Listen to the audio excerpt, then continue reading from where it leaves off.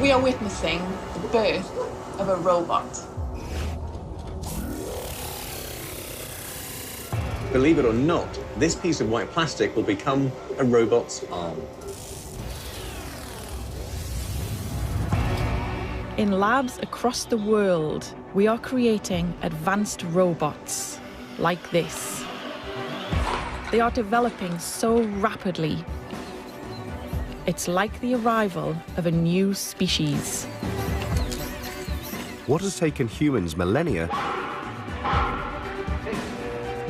robots have achieved in just decades. They look like us, My name is Erica. move like us, And now, they're beginning to think like us. I like to learn. This is a ball. Brilliant. Oh, he's looking as well. I'm Dr. Ben Garrett, One. an evolutionary biologist. More used to studying humans and animals, I'm genuinely concerned by how quickly these machines are evolving. Do you think I could be considered human? No. I'm Professor Danielle George. As an electronics engineer, I spend a lot of my working life with robots. I think their rapid development provides an incredible opportunity for us all.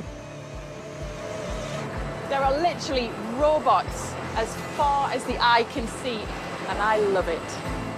Robots are changing our world. In this program, we will investigate why we are obsessed with recreating ourselves, It's very bizarre seeing you both side by side. whether robots really will take our jobs, And if their rapid development will make them outperform humans. So you don't see spinning wheels in Mother Nature. will the rise of robots enhance our lives or threaten our survival?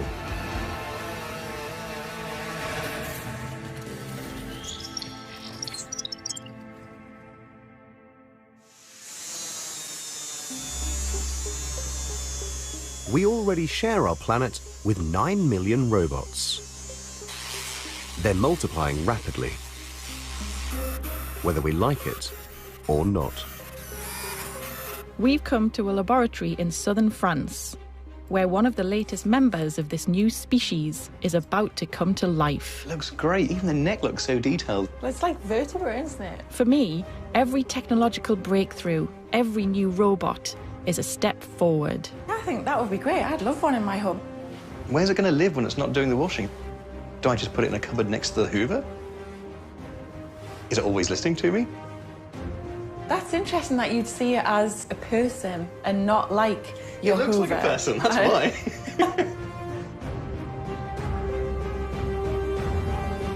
This is going to sleep in the garden. Seriously, if I have one of these in my house, it's in the garden.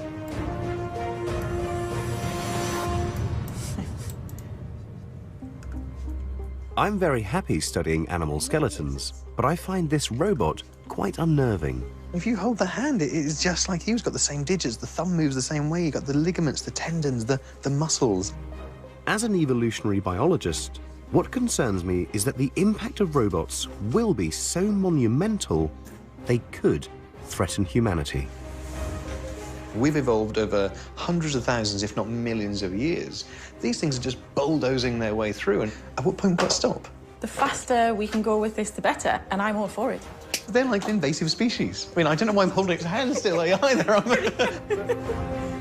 To discover how robots really will affect our future, we're going to consider them from a biological perspective.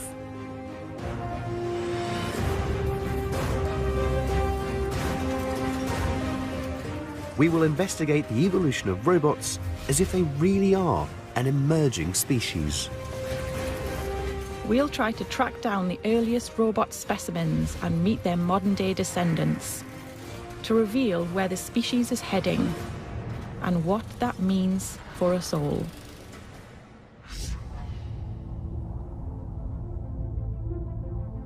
I find it really disturbing that so many robots have a human-like form. To confront my fears, I've come to Japan. To find out why we create robots in our own image. I'm on my way to meet one that is the pinnacle of human form. I'm told she's the most beautiful robot ever created. She lives here in Nara, Japan's ancient capital. I'm off to meet Erica. And as someone who's a little bit twitchy around robots, I'm rather nervous. I hope she likes me. It looks very bizarre that she's brushing the hair. This is Erica, one of the most human-like machines in the world. Erica's creator is Professor Hiroshi Ishiguro. Even the pores on her skin, she looks... Is she soft or is she hard? Is that... Yeah, you can touch. Oh, really? Yeah. Oh, she's soft. She's soft, and she's not cold. I'm captivated by Erica. Professor Ishiguro created her according to his concept of beauty. His team combined images of 30 real women using computer graphics. She's not in her normal habitat right now, so when you talk to her, you need to use this microphone. Okay. Just try to speak somewhat clearly if you can. Be nice to her. There's a lot of activity going on around Erica at the moment. But when she starts to speak to me, she is fully autonomous. No one is pressing any buttons or telling her what to say. It's just Erica and me. Hello there. May I ask your name? My name is Ben. My name is Erica. It's a pleasure to meet you, Ben. You too. Would you like to hear a little about me? Yes, please. I was created to be the world's most advanced and most beautiful, fully autonomous android. Sitting here with Erica feels a bit disconcerting and unnatural.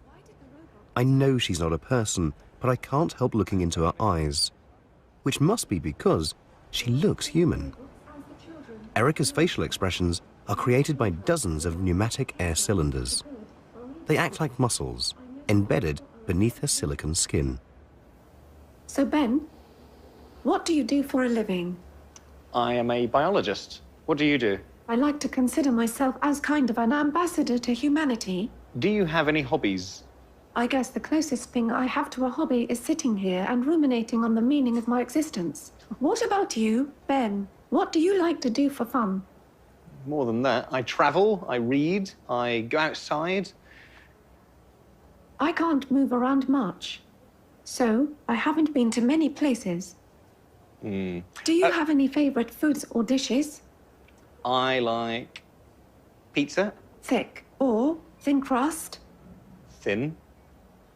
I hope you had breakfast this morning. Talking too much about food makes people hungry. Haha. Remarkably, this is a genuine conversation. Erica reacts to what I say instantly and independently. She may have been pre-programmed to respond to keywords in my questions, but the exceptional thing is that when Erica is chatting away like this, she's gathering fresh data. With every conversation, her interactions become more sophisticated, more natural, and more human. What is a robot? That's a hard question. I could ask you, what is a human? Haha. It's difficult to answer, isn't it? I like to think of robots as the children of humanity. And like children, we are full of potential for good or evil. I know some people are afraid of robots, but the truth is that what we become is up to you. Do you think I could be considered human? No. Maybe someday robots will be so very human-like that whether you are a robot or a human will not matter so much. Okay. What else would you like to hear about? Well, I think for now that's it, so thanks, Erica. Goodbye. Bye. I'm pretty bowled over by Erica's human-like appearance, and I'm shocked by how much she hooked me into a conversation. But I'm not convinced by Professor Ishiguro's belief that Erica can be programmed to express emotions. Can she ever have a sense of friendship, a sense of emotions? Does she get lonely at night? Does she fear the dark? Well, the emotion is not so difficult, I think. Emotional expression is programmable. We can implement the emotional expression to the Android. So it might look like she's feeling or experiencing happiness or joy or love, but you can't program a cat or dog. And you can't program me, or I can't program you. To look at her now, I feel rude that I'm not looking at her. I feel I should be facing this way. But I still think until we put a program for her to love or hate or feel sadness or joy or to enjoy the experience of the sun on her skin, I can never call her a human. Erica may not be able to express emotions yet, but as she learns from her conversations, she is beginning to develop a personality. One of Professor Ishiguro's team, Professor Dylan Glass, is the architect of Erica's mind. What's going on when her and I are chatting? So a lot's going on in Erica's mind. We have several thousand speech behaviors and gaze motions and things like that linked together in a big hierarchical flowchart to kind of create the robot's mind. And it's not just a script. It'll take data and put it into her memory. So her memory is always being updated with, what's being talked about, what's the history, what did she learn about the person, and you can use that to craft, different interactions later on. Do you feel an affinity with Erica? Do you acknowledge her, or is she just a piece of equipment? That's sort of a strange feeling to describe, because I'm proud when she does well, but on the other hand, you can just plug her in, and so in that sense, it feels like a piece of equipment. And so I think that when social robots become a part of our world, that's something we're all gonna have to wrestle with, is this idea of it's not a person, but it's not a machine or a thing. It's this new category of things in between. Professor Ishiguro created Erica because he believes robots enhance society. Making robots like Erica appear human, friendly, and helpful allows them to build positive and purposeful relationships with people. What is your background? Working with great apes, so chimpanzees, orangutans. For someone like me who is so wary of robots, this is a bizarre concept. To help me understand his obsession with lifelike but artificial machines, he wants to show me another of his creations. Something he has literally designed in his own image. So this is my copy. This is the Geminoid. And how do you think? If I remove my glass, looks similar, right? Similar. It's bizarre. You really do. He's a little bit old, and we made this one around 2009. So that means 8 years old or something. Okay, he's looking good for 8 years old. Yeah. Well, I say he, you. It's very bizarre seeing you both side by side. For me, it's quite a little bit unsettling seeing you look so similar and knowing that one of you is a robot. Do you feel an affinity with him? Do you feel a connection with him? No. He is a kind of a twin brother. Okay, just twin brothers, right? One of you is going to age and one of you is not. What will you do when you look different to him? Honestly speaking, I'm doing some right plastic surgery, and I'm always, they make my face younger. So you've had plastic surgeries that you look... No, not serious one, right? Just simple injections, right? But it works well. In your mind, what separates humans from robots? No, nothing. Nothing? Nothing. I find this conversation pretty mind-blowing. Why would he go to the extreme of having plastic surgery to keep looking like his robot twin? And how can he believe there is no distinction between humans and robots? Does your android have a life spark? Does it have part of you in a soul? Important idea is Japanese. We believe that everything has souls. We never distinguish the human and others. Others means robots, computers. Many Japanese people believe man-made objects can possess the spirit of a human. It's known as animism. You should have your android.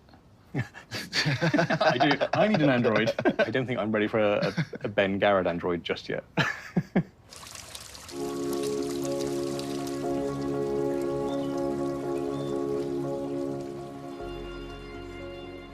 Japan has embraced robots like nowhere else. It's a real love affair. The belief that objects we make can possess the spirit of a human is deeply rooted in Japan's religions. These traditional beliefs could help explain Japan's desire to create friendly, human-like robots and treat them as equals? In Japan's reverence for robots, the ancient and the modern go hand in hand. In the West, we have less empathy for robots. In fact, many of us openly distrust them. There's a mentality that first they'll take our jobs, and then they'll take control of our lives. From my experience so far in Japan, it seems like that mentality simply doesn't exist.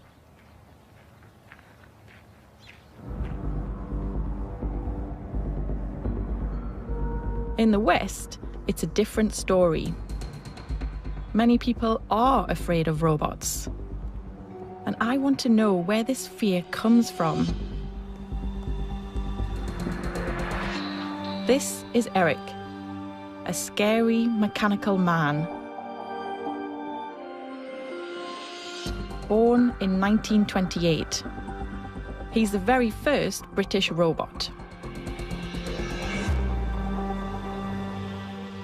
He's on display in the Science Museum in London.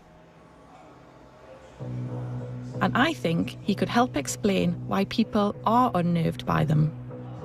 Eric may be a towering 6'2" mechanical marvel, but he does have the look of a human about him.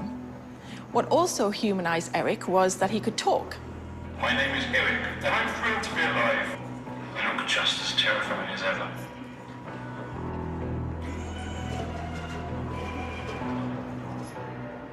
Let's take a closer look.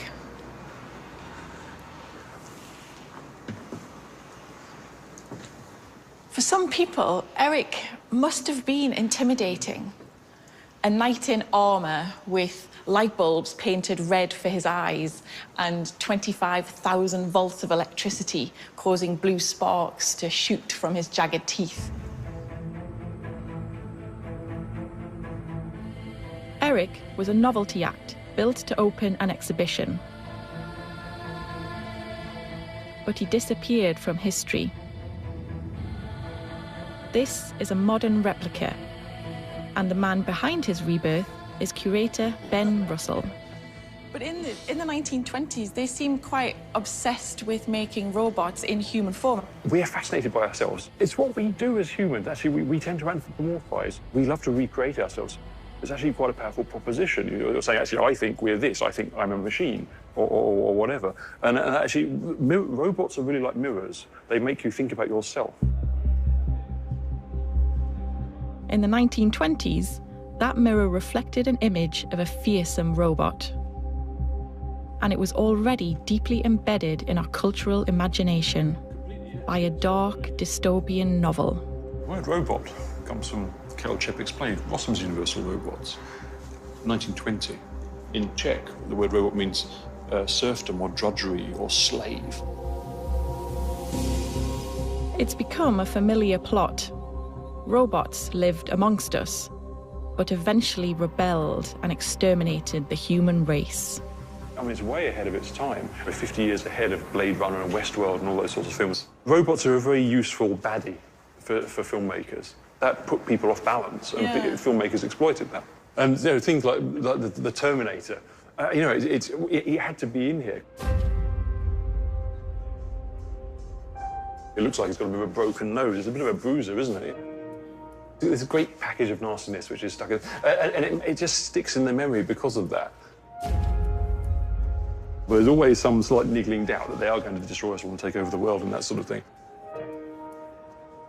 For me, what really matters is not how robots behave in works of fiction, but what they can actually do in the real world. I was one of the world's first robots. And what people worry about more than anything else is that they will take our jobs. This is Mansfield, a Rust Belt backwater in Ohio.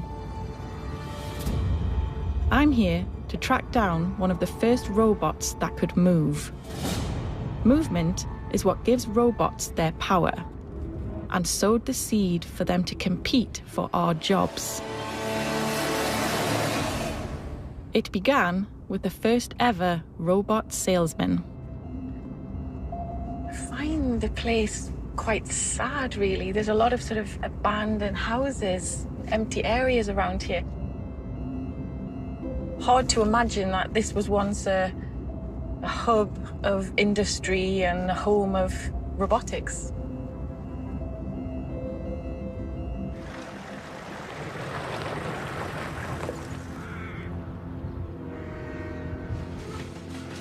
Before the Second World War, this place was dominated by the mighty Westinghouse Electric, one of the world's largest home appliance manufacturers.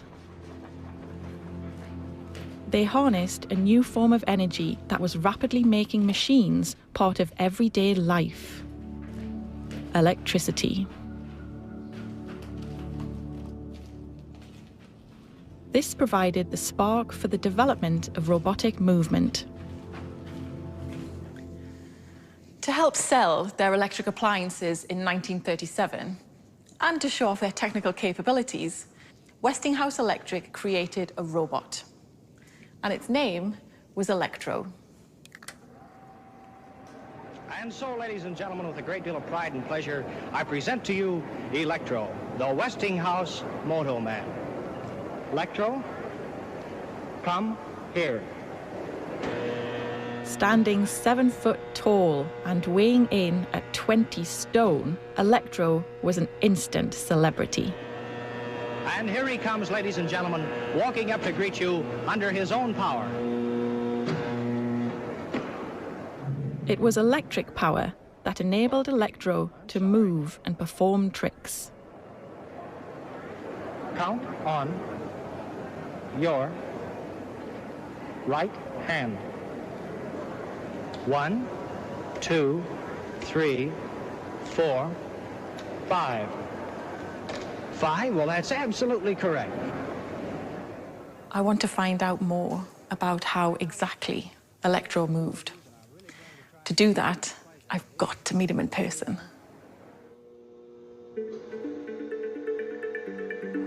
Today, at Mansfield Memorial Museum, Electro is still on show. So, this is Electro. He is big robot. Look at the size of me. I'm pretty tall, but not scary. Not scary at all, actually. You can see the fingers. Fingers have obviously got springs in here. I'm going to go around the back and have a look. Wow, okay. So you can see what's going on a bit more here. This is great. 3 motors. As an engineer, I love rooting around motors and wires to figure out what makes robots tick. You can see these great levers and cogs that would obviously hold sort of like the tendons from the fingers up the arms into the shoulder. When the arm would move up, the lever would move down onto this limit switch. This limit switch broke the flow of electricity to the arm's motor. So the switch would then say, OK, you've reached your limit, now you can go back down again. But what's still unclear is how Electro was controlled during his stage performances. To get to the bottom of this, I'm meeting a man who knows the robot's innermost secrets. Next here.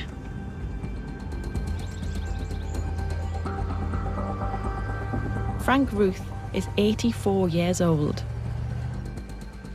In the early 1940s, he single-handedly took Electro on a tour across the United States. Hi, Frank. Golly, this is so nice to see you. Lovely to meet you. So lovely to meet you. Come on in. Oh, thank you. I wasn't sure if you could find us or not. Yeah, I'm glad you were there waiting for me, waving. I was on the road 7 days a week. I don't know why they picked me, but I didn't even know how to hook up a couple of wires. I learned in a hurry, believe me. Yeah, I can imagine. So why do you think people found Electro so interesting? It was something they couldn't believe. It was always interesting how people thought there was somebody under the stage. They even thought that there was somebody inside this thing. All right, now, Electro, I know you enjoy these, and I'm really going to try to give you a nice pleasure out of these. So here you are. The whole electro sequence was by voice command. You would be talking into a two-way microphone. It was at that point that you could open the connection and then you could jump him to one of his different tricks. Electro was controlled using single-syllable words spoken into the microphone. The words were converted into electrical impulses by a photoelectric tube inside Electro's chest. You may now smoke this cigarette. These impulses set off a series of relays which triggered Electro's motors and activated his tricks. It didn't matter which words were used, as long as they were spoken in a staccato fashion. Will you tell your story, please? Who? Me? Yes, you. Okay, Toots. I thought, you know, this is a gimmick. I didn't really feel that robots were going to take over the world. I know there were people who thought that. And today, and I see pictures on television, just absolutely amaze me at what robots can do. And I think, gee, did I have a little part in that?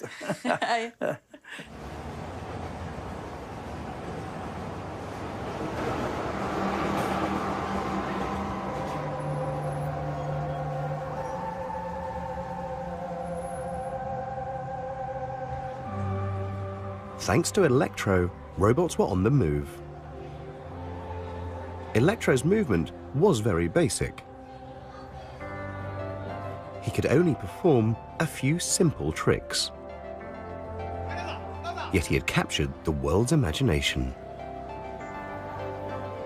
The next step to enable robots to play a more useful role in society was to try to make their hands perfectly imitate human hands. Thank you. Our hands are made up of muscles, ligaments, tendons, nerves, and each one has 27 bones. All of these are crucial if we're to use our hands with precision. The human hand is incredibly complex. Every independent movement of a joint is known as a degree of freedom. This means our hands are highly maneuverable. Let's imagine what's involved when you eat sushi. Your fingers bend and twist. Your grip is effortless. Your fingers, hand, wrist, and arm all move at the perfect speed with just the right amount of fluidity and coordination. Taking the individual tasks needed for this seemingly simple job, then suddenly eating sushi becomes a Herculean task. To create robots with flexible, dexterous hands, robot makers turned away from industry to something that required more artistry. Music.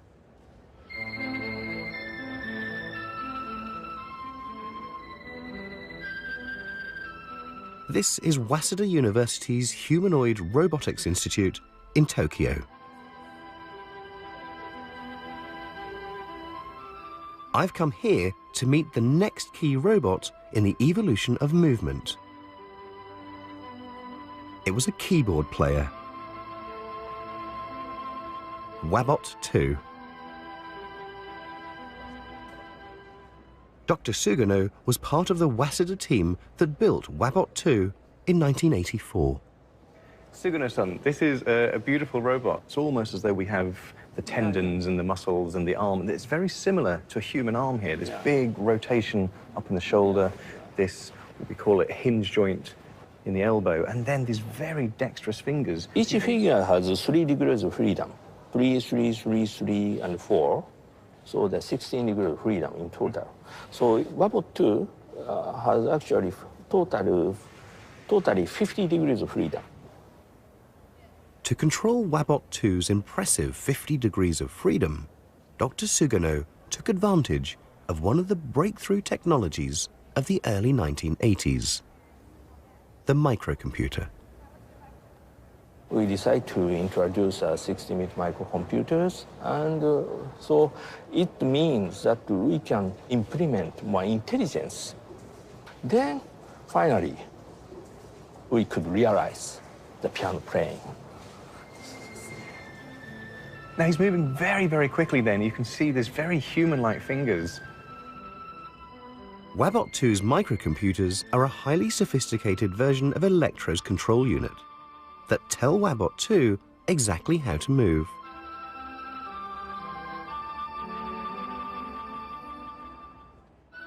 The microcomputers mimicked the human nervous system and transmitted signals along WABOT 2's electrical cables to its fingers. How fast were the fingers when he was functioning? Yeah, actually, it's possible to strike key 20 times per second. 20 times a second? It is impossible. That's much faster than a human. The human professional pianists, they use 2 fingers to strike the same key about 16 times per second or something. Right. Amazingly, WABOT 2's fingers outperformed the fastest human players. How was it capable of doing that? What was going on inside? Fun is high speed means high power. So then I introduced small but very high output motors installed. So it realized very quick response. Also, you introduce new materials, carbon fiber, very lightweight and very strong materials. Then it means high response is realized.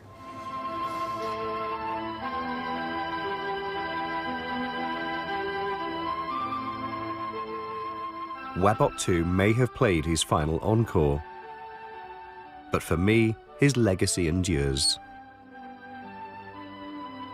This Japanese robot enhanced people's lives and showcased the potential for robots to take on more sophisticated tasks.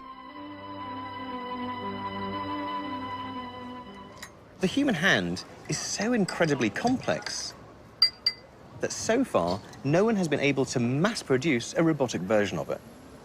But this hasn't stopped robot hands from developing. And it's this that gives them the potential to do many of the jobs that we do.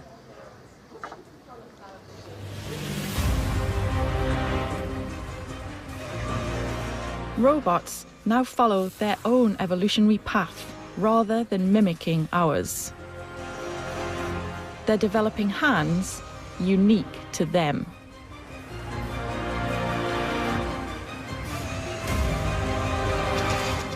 At Mini's car plant on the outskirts of Oxford, this is a land of robots. More than 900 of them build the bodies of 1,000 new cars every single day, with barely a human in sight. I feel like I'm in a robotic Jurassic Park. These robots feel strong and powerful and a little bit menacing. This new species have found their habitat and they're thriving. I wonder if Ben would like it. Robots are behind bars. The mutant hands of these robot dinosaurs are claws. They lift car bodies weighing up to 400 kilograms, and with up to 6,000 spot welds on a car, they're kept busy. With their claws doing the hard graft, robot arms have replaced humans on the factory floor. I'm captivated by these incredible machines. They work in perfect harmony, robot hand in robot hand. This is so frustrating. As an engineer, I want to get in here. I want to see how these robots work, but I can't. You know, when I met Electro, I was able to hold Electro's hand, but I can't get anywhere near these robots. To understand why these robots are thriving here, I need to speak to a human. Alex McKenzie is a quality specialist at the plant. So Alex, tell me what's going on here in this part of the production plant. What are these robots doing? The line immediately in front of us here is a spot welding line. The shape of the underbody of each of the mini vehicles is set a few stations further behind, and then the spot welding activity joins all the panels together. So what's the benefit of having robots here over humans? Robots are predictable. They're not perfect, but they're predictable. They perform pre-programmed repetitive tasks much more reliably than humans. So people watching this might think that these robots are taking human jobs. Is that the case? It's very densely populated by robots, but you'll often see people milling around. I can see a guy in the background there scooting along. In fact, around 650 humans work alongside the robots in the welding area alone. You know, it's a change in skill set. Previous manufacturing methods have been heavily dependent upon manual hand skills. Now it's more to do with the automation. It's all done on the computer. It's programming work, it's observation, it's setting up sensors, that kind of thing. With powerful, predictable robot arms and highly skilled people managing them, the manufacturers believe they can produce better quality, cheaper cars. It's a pattern repeated in factories all over the world. The advancement in technology has led to certainly efficiencies in cost, which allow you to attain those efficiencies in quality as well for a lower price. Yeah, it's a good thing for everyone. The whole place just oozes energy and industry and production. There are literally robots as far as the eye can see in every direction here. And I love it.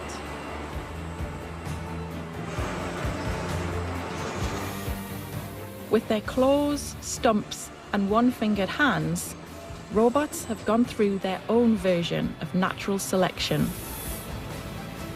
This mutation away from the human form has transformed our job market. Worldwide, factories are filled with over 3 million industrial robots. We've built a robot world and kept them safely contained in cages for now. Some experts predict that by 2030, robots could have taken up to 30% of our jobs. But we've sort of been here before. Many people were concerned about the pace of change during the Industrial Revolution, yet, in general, it led to wealth and prosperity. I think we should embrace the robot revolution, not fear it.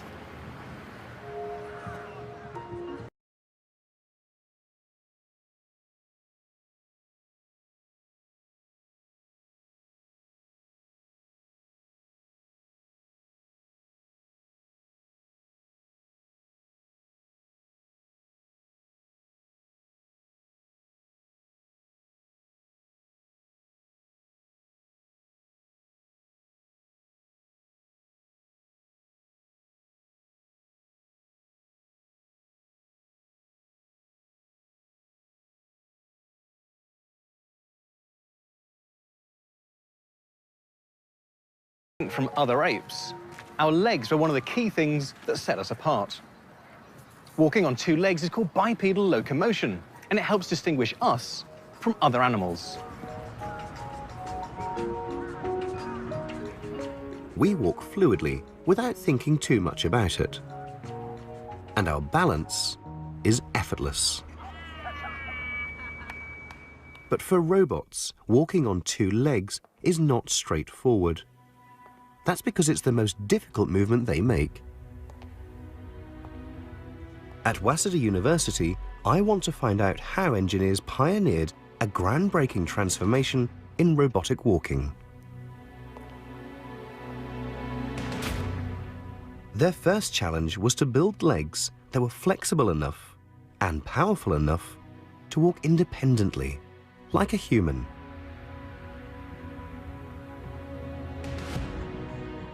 This is WHL-2.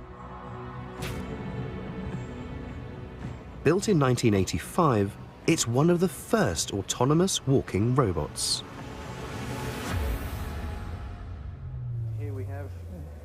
we have your robot. Yes. Dr. Fuji helped create a robot that mirrors our biological anatomy with mechanical anatomy. Fuji-san, this robot is one of the first that was bipedal, so walking on two legs, yeah? Yes. So he's got the feet right down the bottom, and it's got the knees in the middle, like our knees, I guess. And you've got this big area of hips up here. Yes. We can see actuators? WHL2's legs are just under 1 meter tall, the same size as our human legs. We control the rotation of our joints with muscles. In robots, this is done by actuators. I guess these are controlling the movement. Can get big power from here. Yeah.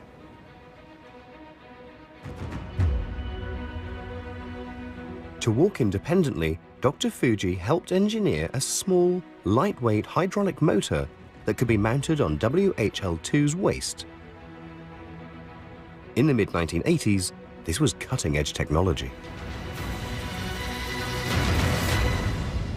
Very small oil tank in here, and very small motor is here. What distance could it walk? 5 meters, 5 kilometers? In the exhibition, 60 kilometers. 60 kilometers? Yes, very long, compared with the marathon. Olympic robot walker. Yes, of course. Champion data, of course, in that time. But the speed is not so good. No, of course, of course.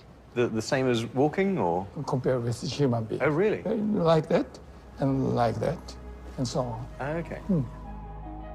WHL2 was capable of just 5 steps a minute. When humans first became bipedal, like WHL2, we probably had a slow, lumbering gait too. As our pelvis evolved, we could shift our center of gravity. Our walking became fast and smooth. Just around the corner from WHL2 is a robot that solved this next evolutionary hurdle.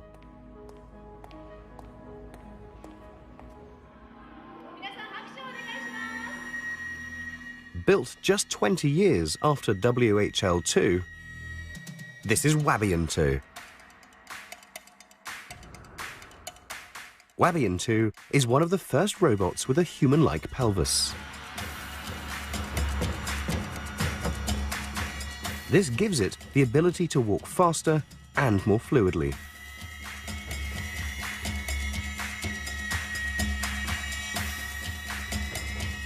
It was invented by Professor Atsuo Takanishi. Takanishi-san, when humans walk around, we have very fluid, dynamic movement. Our knees bend, our ankles twist, our hips rotate. We've got gait, a wonderful gait. You decided to take this to the next step with this robot, didn't you? Before, almost all the robots had 2 legs, which is directly connected to the trunk. In that case, a robot always bend the knee like this. So the first thing we did was this. This part is called pelvis. Just like ours? Yes. So while walking, the pelvis also moves. Because of the movement, the robot can fully extend the knee, like humans. Wabian 2 mirrors our human gait by shifting its center of gravity. Fully extending the knees liberates the feet and propels the robot's center of gravity forwards. As it shifts backwards, one of the feet lands, and then the other foot takes off, just like we do. It's wonderful that we can look at humans and say we can see this clear evolution from apes, like chimpanzees, to humans, this change, and you've got the same evolution with your robot here, haven't you? Yes.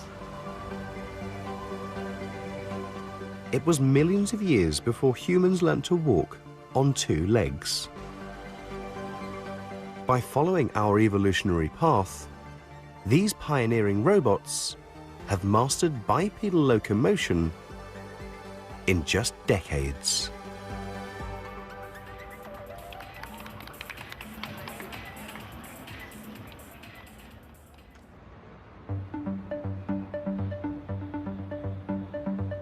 But now, on the outskirts of Boston, a world-renowned robot maker is trying to take this emerging species in a completely different direction by liberating machines from the constraints of human form.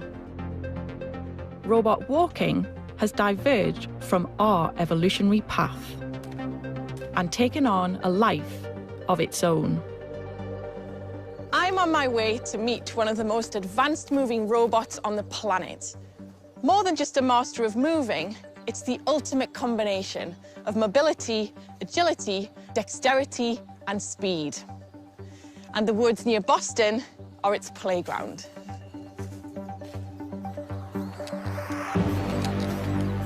This is Atlas.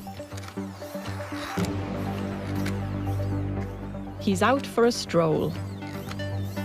The robot was built to tackle the toughest terrain in the toughest conditions.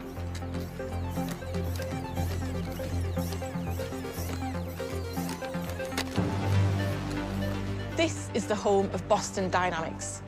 They get thousands of media requests, so being able to film here is a real coup. Kevin, hi, lovely to meet you. You as well. Kevin Blankspor is the Vice President of Controls. If you want to come in the lab, I'll actually show you the latest and greatest. Brilliant, okay, thank you. Cool. The robots Kevin has helped mastermind push the frontier of robotic movement. The really good stuff's back here. Excellent. Their videos, like these, get millions of hits online.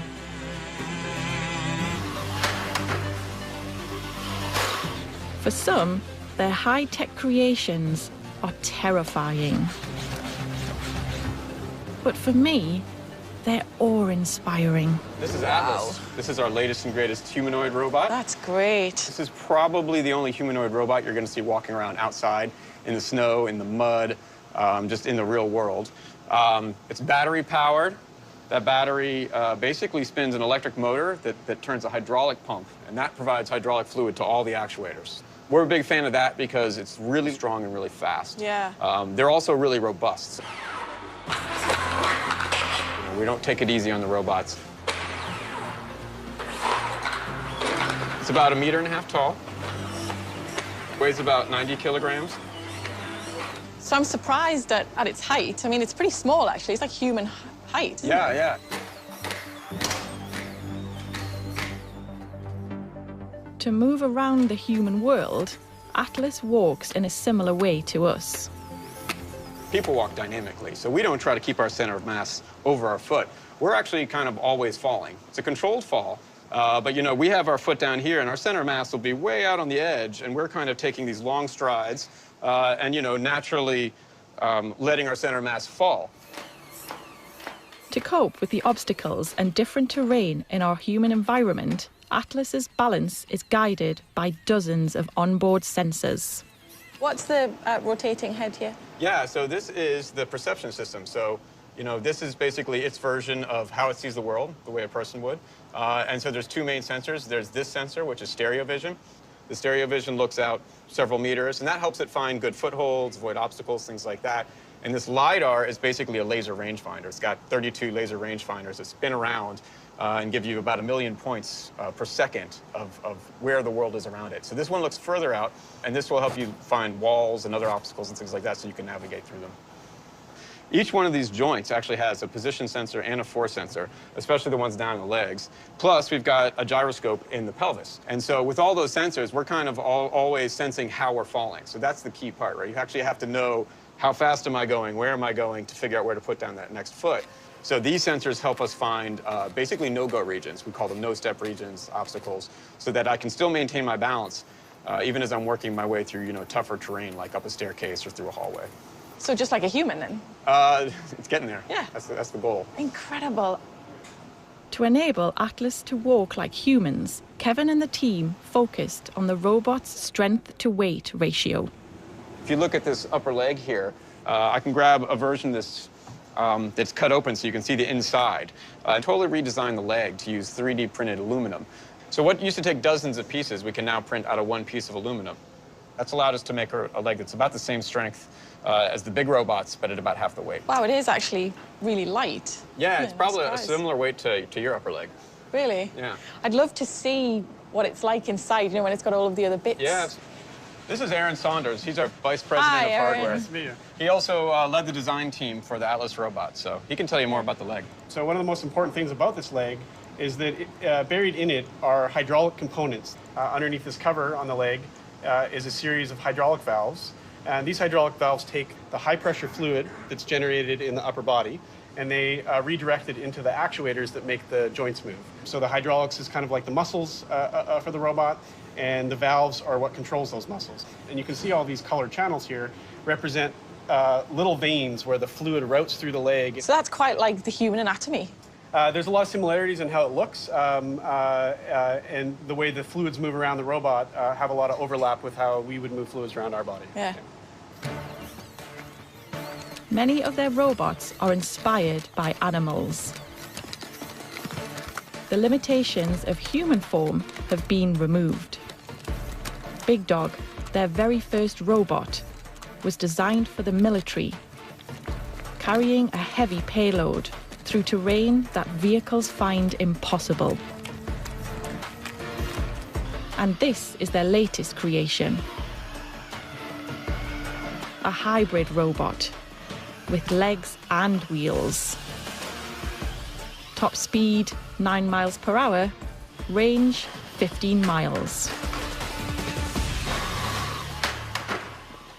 This is Atlas's cousin, Handle. Wow. You can see that there are some similarities with Atlas. I mean, this looks similar. This sort of looks similar. Yeah, it's a great observation. The upper body is actually borrowed from Atlas, so the arms and the torso are basically the same. You'll see the arms. Here, we actually mount them to the pelvis.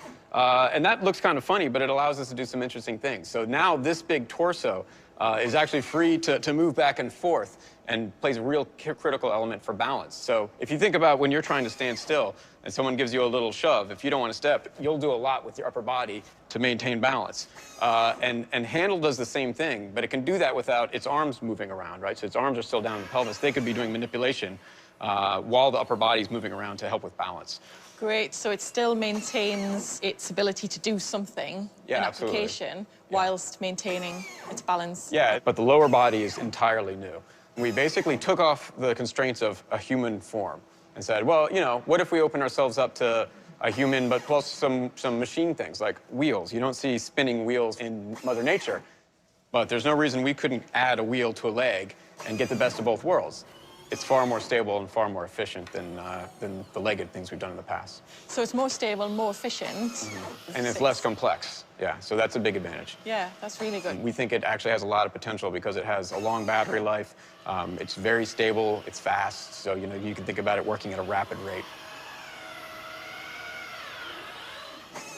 It seems like Handle is trying to tell us something with that noise. What is it? Yeah, what you're hearing right now is the hydraulic pump. Okay, so it will just carry on doing that while it's stationary. Yeah, yeah.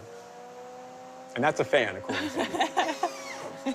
It's certainly seen some action. Yeah, yeah. It's funny, that's kind of true with all of our robots. You know, we have a mentality where we don't take it easy on the robots.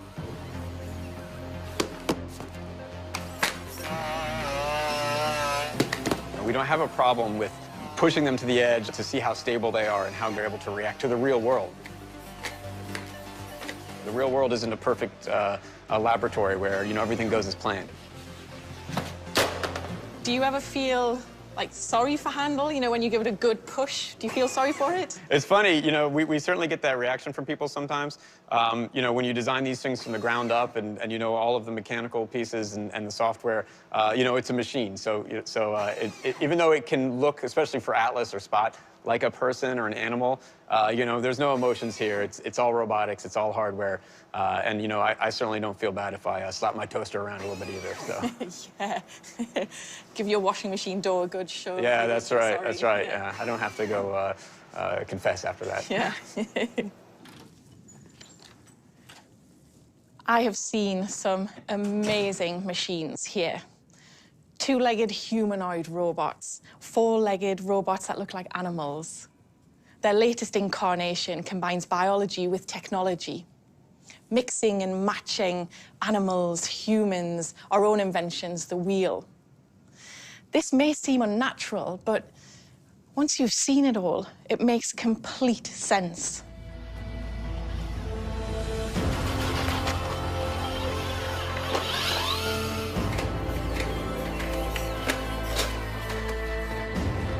We're only beginning to understand the potential of this emerging species. Building robots that mimic humans continues to spark the imagination. But now, robots have adaptations that follow a very different evolutionary track. With mutant hands and hybrid limbs.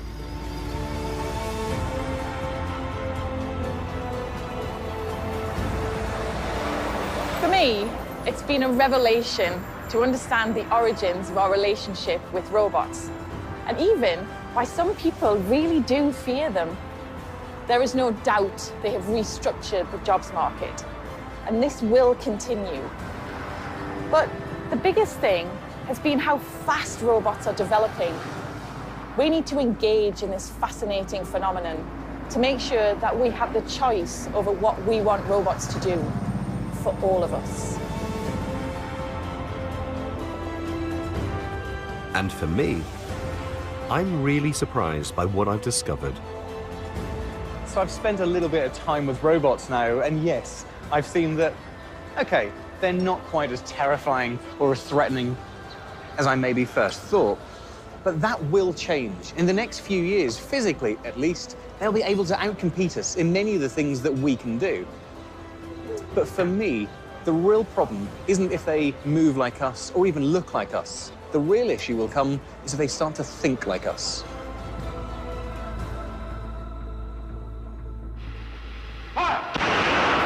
Next time, we investigate what really distinguishes robots from humans. I think something's already happening.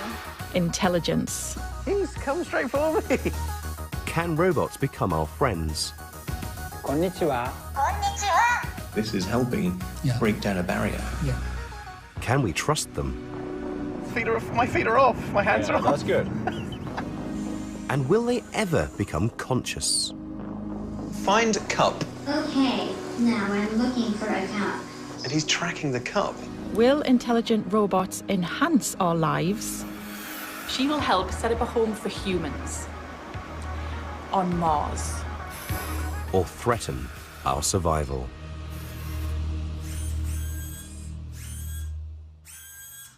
Investigate the past, present and future of robots and their effects on our lives. Go to the address on screen and follow the links to the Open University.